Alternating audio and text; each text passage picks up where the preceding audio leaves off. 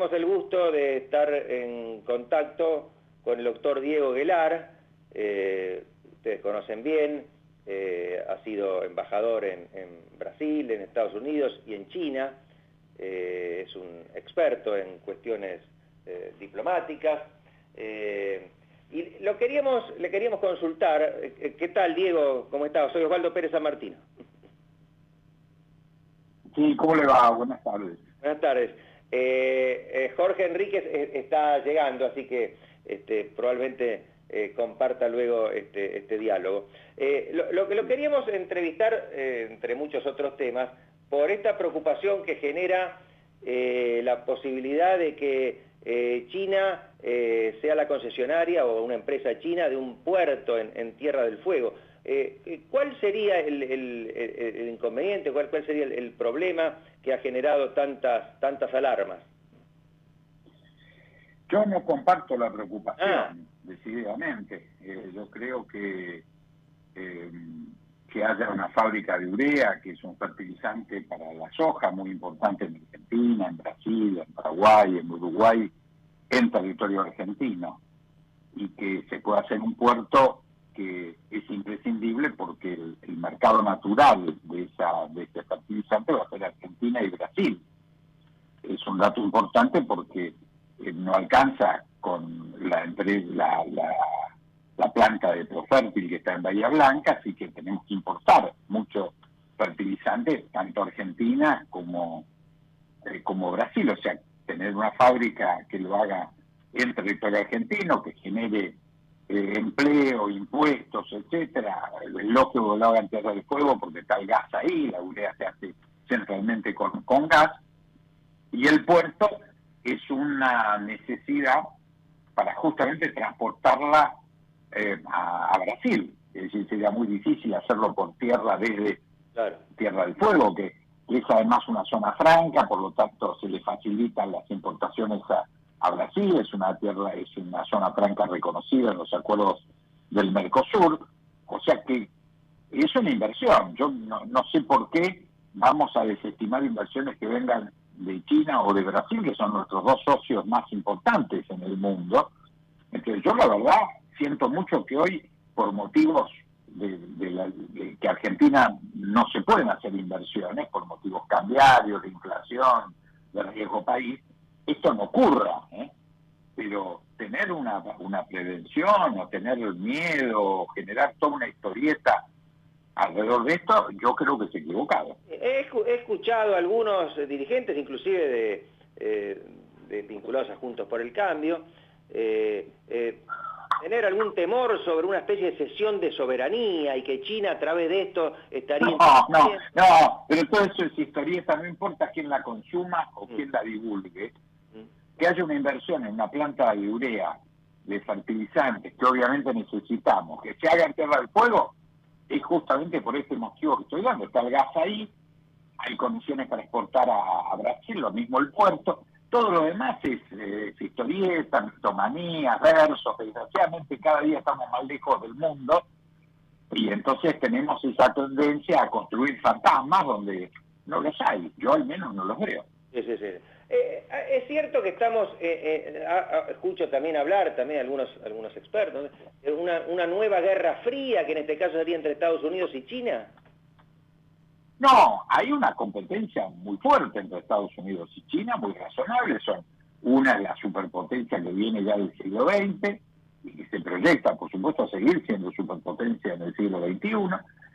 Y otra es una que irrumpió en el siglo XXI, en el siglo XX no existía China en el mundo. Era un país lejano, pobre, sin ninguna influencia. En el siglo XXI, en forma muy rápida, producto de la eficiencia de la nación, del Estado chino, lograron tener esta presencia que hoy tiene, entre otros Argentina, 135 países que son, de las cuales son los principales socios comerciales. Creo que esto empieza con Europa, que es la número uno, la Unión Europea, el primer socio de China, el segundo es Estados Unidos. Y no sé por qué nosotros le tenemos miedo a las inversiones chinas cuando obviamente son buscadas en todo el mundo y son una puerta de oportunidad muy importante para nosotros, además de nuestro principal mercado agrícola. cómo estamos nosotros en la región? Pregunto por esto, Lula, que gana las elecciones inclusive con el apoyo de Cardoso y de otros dirigentes, llamémoslos centristas, por oposición a Bolsonaro, que se veía una figura autoritaria. En declaraciones, sin embargo, pareciera haberse acercado demasiado a Putin. Ha defraudado, me parece, a algunos de los que, quizás sin quererlo demasiado, lo tomaron como un mal menor. No sé cómo lo ve usted. No, yo creo que hay gestos confusos en este inicio del tercer mandato. A mi juicio fue exagerada la recepción a su vecino Maduro. Sí. De plantear que era un relato. No es un relato. Yo creo que en esto no. La verdad, siento diferir mi opinión con la del presidente Lula. Y dos países que son récord de expulsión de sus conciudadanos, que son Siria y Venezuela, ¿no? Entonces esto no es un relato, un dato menor. Yo creo que estamos en un régimen dictatorial, nada que ver con lo que ocurre como situación institucional en Brasil. La verdad no entiendo cuál era la necesidad de esa recepción, de ese abrazo y de ese gesto hacia una dictadura que nada tiene que ver con el Brasil contemporáneo, ¿no?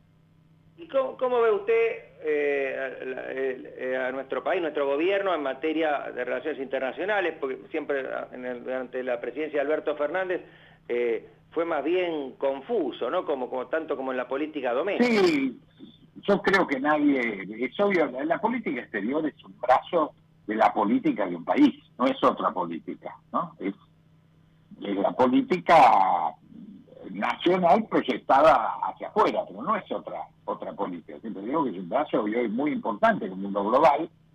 Obviamente la política exterior es un brazo muy importante de la política nacional. Y en este caso, por supuesto, tiene las mismas confusiones que tiene la política nacional. No tenemos un programa de gobierno, tampoco tenemos política exterior. Sería rarísimo que un gobierno que no tiene un programa tuviera política exterior, ¿no? Claro. O sea, es coherente con el no programa. Entonces no hay programa local, no hay programa, por supuesto, de política exterior. Claro, además me pareciera que se reproducen en el ámbito internacional esas contradicciones entre funcionarios que se dan en el ámbito local. Unos frente a un país que viola derechos humanos hacen la vista gorda, otros hacen una condena tibia. No se sabe cuál es la posición del gobierno argentino y pareciera que no hay ninguna. Es que no la hay, insisto, no tenemos política nacional, no podemos tener un país que tiene 150% de inflación, hoy falta de credibilidad, obviamente, en todo el mundo. Tenemos una ausencia de política. Entonces, insisto, la política exterior es nada más que la misma política proyectada hacia afuera, pero es la misma. Siempre hay que recordar que en la Argentina hay 100 embajadas, hay empresas de muchos orígenes instaladas, hay 400 corresponsales extranjeros instalados en Buenos Aires. Todos ellos emiten hacia el exterior lo mismo que nosotros vivimos cotidianamente en términos de inseguridad, de inflación, de incertidumbre. O sea que aquellos que siguen a la Argentina desde fuera, sea desde la región o desde China o desde Estados Unidos o desde Europa, tienen la misma información que tenemos nosotros, ¿eh? Y obviamente huelga que explique lo que todos los oyentes conocen. Claro. Sí, hoy parece gracioso hoy en día cuando se hacen esos análisis que dicen, no, que el presidente o el canciller o el ministro de Economía dicen algo, le dicen algo a un país, pero en realidad no es lo que creen porque realmente están negociando, como si los otros no supieran exactamente lo que está pasando al instante, ¿no? Yo le agradezco el llamado, pero tengo que entrar en una reunión, no quise dejar de atenderlo. Bueno. Le agradezco, mándale un gran saludo, por favor, a Jorge de mi parte, y como siempre a disposición de ustedes. ¿Cómo te va, Diego? Acabo de llegar, porque estoy con esto del cierre de la alianza, así que acabo de llegar al estudio, pero... No, me parece quien habló contigo, que es Osvaldo Pérez San Martino, tiene mucha más preparación con los temas internacionales que yo, así que... Acabamos de tener un diálogo muy rico y por supuesto seguiremos este diálogo en otra oportunidad. Donde nos encontramos a veces. Un abrazo gigante, Sí, no vamos a decir un gran dónde. abrazo. Chao, hasta luego. Un gran abrazo. Hola Osvaldo, gracias Jorge, ¿cómo estás?